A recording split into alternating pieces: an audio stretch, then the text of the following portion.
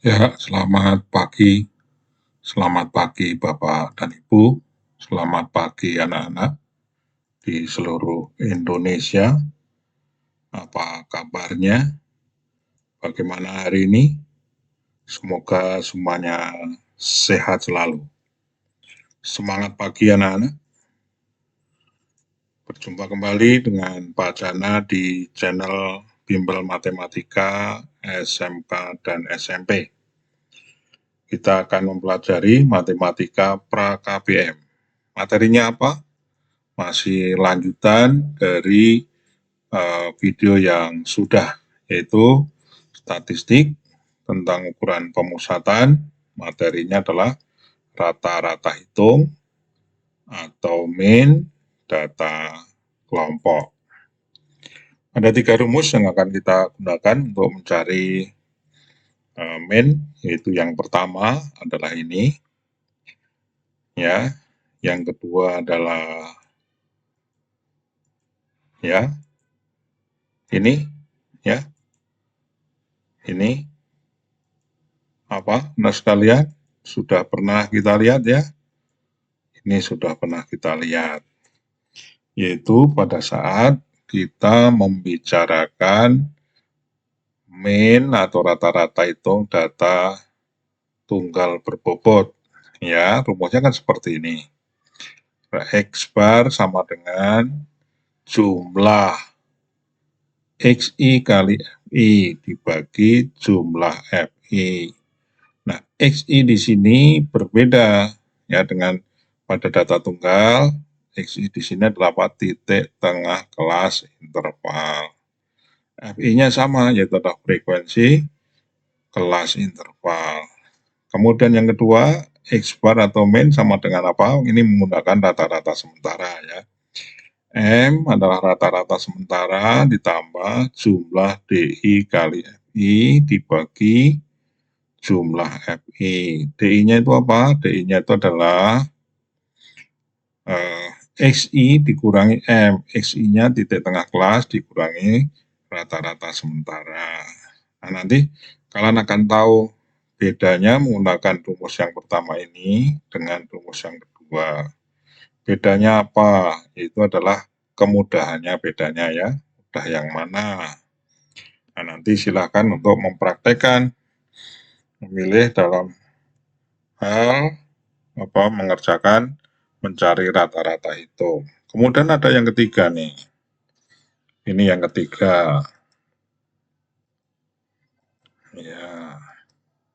Nah, yang ketiga ini mirip dengan yang kedua, yaitu rata-rata hitung sama dengan rata-rata sementara ditambah apa? P dikalikan ini jumlah UI kali FI. Nah, UI-nya itu apa? UI-nya adalah DI ya dibagi dengan panjang kelas.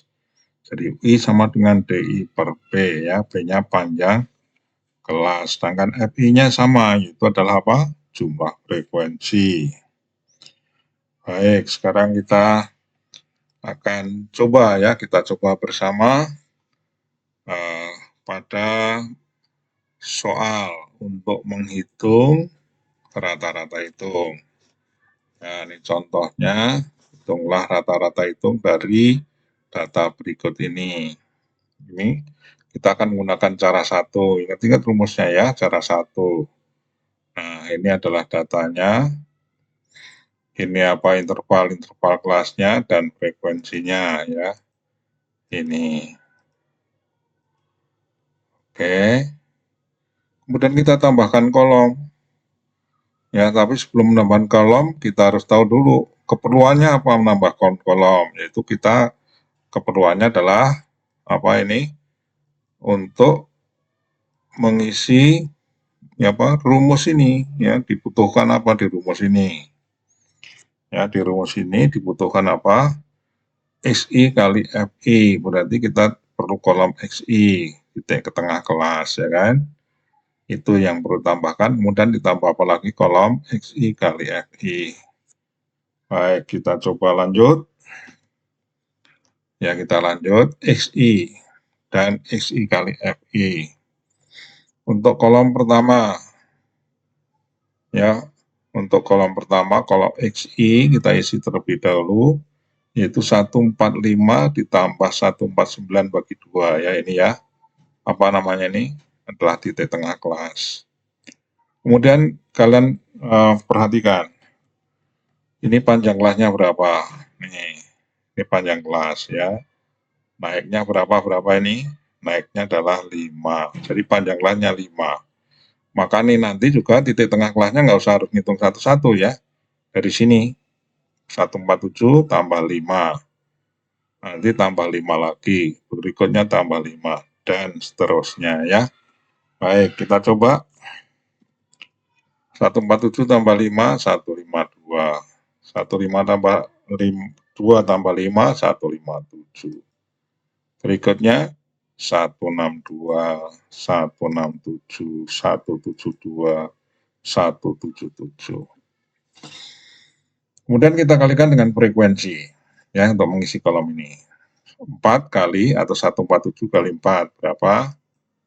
Ya, ini hasilnya 4 kali 7 28, 28 masih 2, 4 kali 4 16 tambah 28 masih 1 ya itu ya. Oke.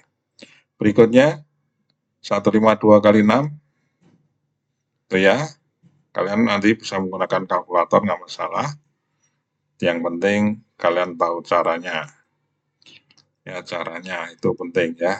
Nah, kemudian apa ini jumlahnya sigma XIFI. Makanya nih, ini kita jumlahkan ke bawah.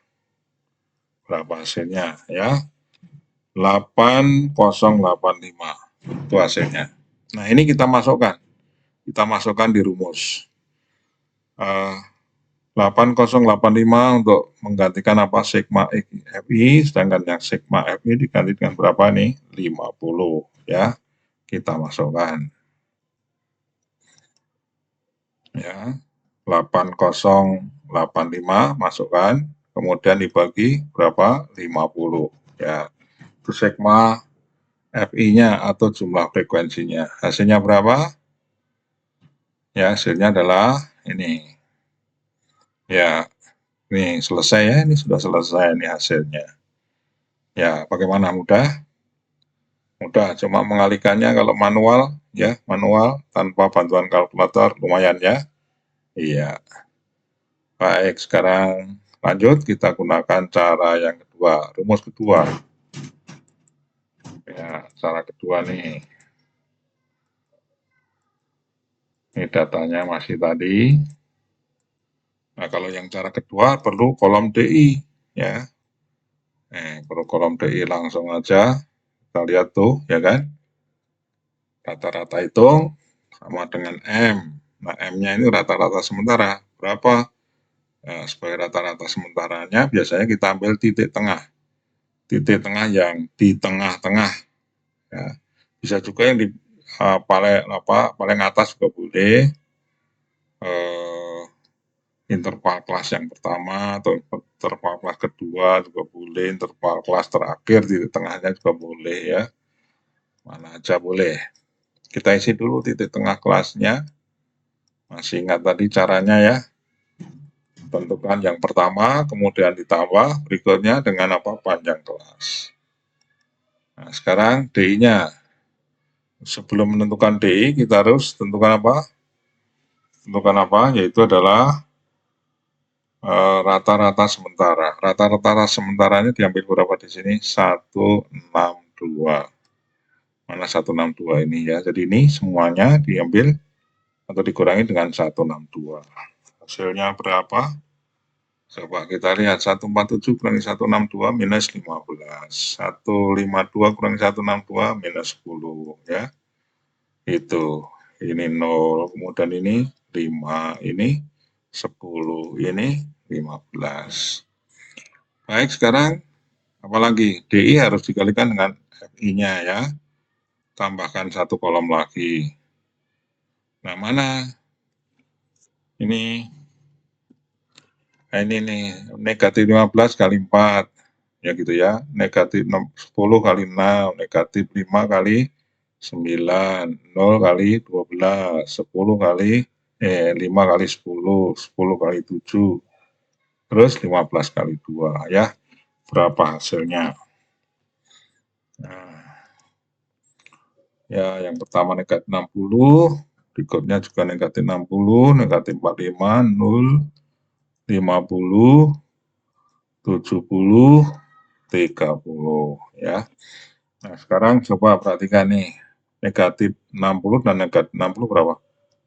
Negatif 120. Yang bawah 50 sama 70, 120. Ini impas ya. Ini yang urutan pertama, kedua impas dengan ini 50 dan 70. Tinggal yang negatif 45 dan ditambah 30. Pasti negatif ya. Negatif berapa? 15. Baik. Sekarang apa hasilnya? Yaitu M-nya kita ganti dengan berapa? 162. Sigma DIFI kita ganti berapa? Negatif 15. Sigma FI kita ganti dengan berapa? 50. Ya, gitu ya. Nanti kita tinggal hitung hasilnya.